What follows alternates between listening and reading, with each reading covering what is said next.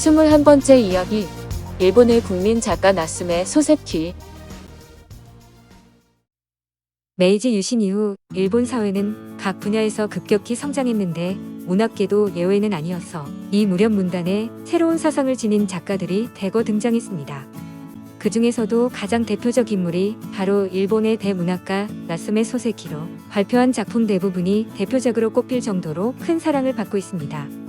그는 비록 늦은 나이에 등단했지만 왕성하게 활동해 짧은 시간 동안에도 좋은 작품을 다수 발표했으므로 일본의 근대 문학계를 대표하는 작가로 손꼽힙니다. 사망한 지 안세기가 흘렀음에도 그의 이름 앞에는 여전히 일본의 국민 작가라는 영예로운 수식어가 붙을 정도로 일본인들로부터 변함없이 사랑받고 있습니다. 나스메 소세키의 본명은 나스메 긴노스케이며 1867년 도쿄의 우시고메 지역 명문가인 나스메 집안의 5남 3녀 중 막내로 태어났습니다. 나스메 가문은 원래 도쿄에서 유명한 명문가에 속했으나 바쿠 시대 마여 나스메 부친인 나스메 고에의 나오카스 때부터 점차 가세가 기울기 시작했습니다. 나스메 소세키가 태어났을 때는 시국이 혼란하고 집안 형편도 많이 어려워진 상태라서 부모는 5번째 아들이 태어난 것을 크게 반기지 않았다고 합니다. 2살이 되던 해 아버지 친구인 시오바라 마사노스케의 집에 양자로 보내지는데 양부모와도 사이가 좋지 못해 이 경험은 유년 시절 기억에 지울 수 없는 상처를 남겼습니다.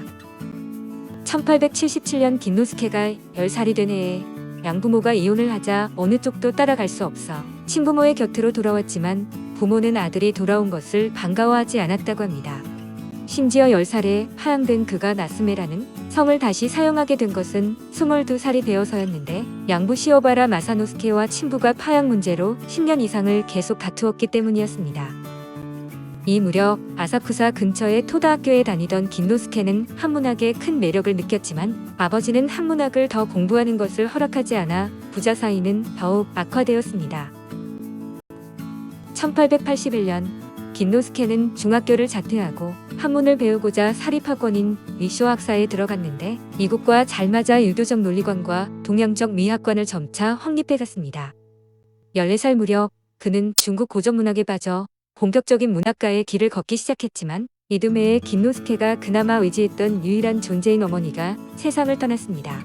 어머니가 없는 가족에 아무 미련이 없었던 그는 이후 집에서 독립했으며 21살 때에는 도쿄 제1고등중학에 입학해 마사오카 시키와 절친이 되었습니다.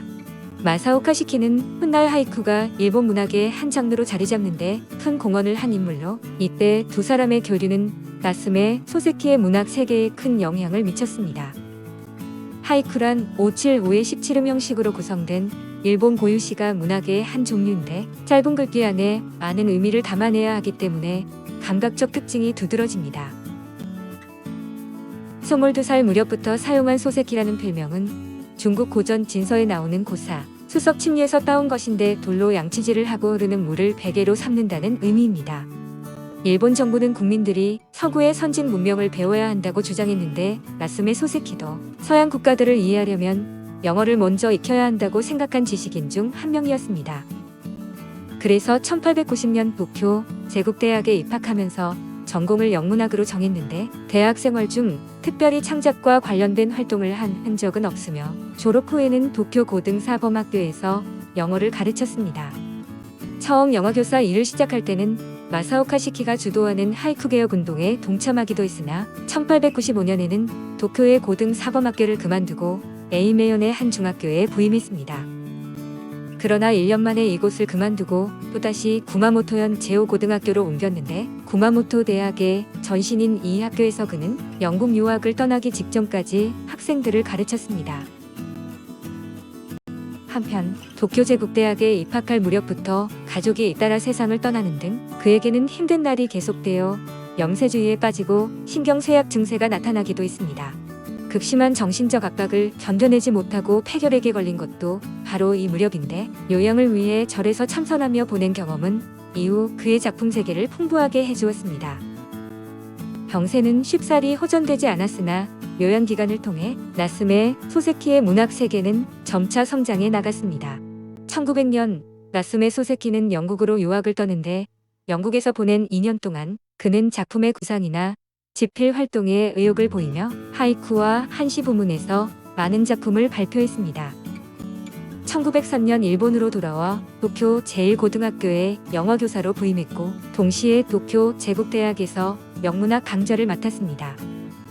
교단에서 학생을 가르치는 틈틈이 작품 활동에도 전념하여 하이쿠 전문 문예 잡지인 호토토기스에 간간히 글을 투고했습니다. 1905년에 잡지의 단편 소설 나는 고양이로 쏘이다를 발표해 호평을 받았고 런던탑 도련님 등을 속속 발표해 일본의 대표 소설가로 입지를 굳혀나갔습니다. 1907년부터 아사히 신문사 소속 작가로 일한 나스메 소세키는 교사직에서 물러나 집필 활동에만 전념했습니다. 아사히 신문에서 발표한 첫 연재 소설인 우미인초가 좋은 반응을 얻었고 그의 전반기 3부작인 산시로 그 후 문을 연달아 집필했습니다. 문을 집필할 때 건강이 크게 악화되어 피를 토하고 사경을 헤매기도 했는데 이때의 경험은 그의 후반기 3부작으로 꼽히는 충분히 지날 무렵까지 행인 마음에 큰 영향을 미쳤습니다. 아사히에서 10년간 전문 작가로 집필 활동을 하는 동안 고질적인 위장병에 시달려 몸에 큰 무리가 오고 말았는데 1916년 미치쿠사를 연재할 때는 당뇨병까지 겹쳤습니다.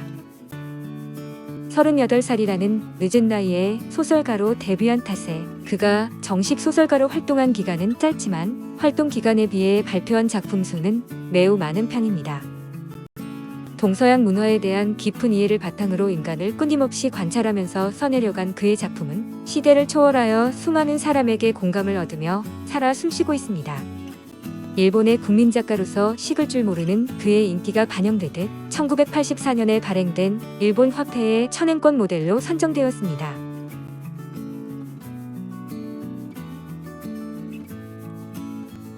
스물두 번째 이야기. 한 시대를 이끈 탁월한 정치가 오후쿠보 도시미츠로 이어집니다.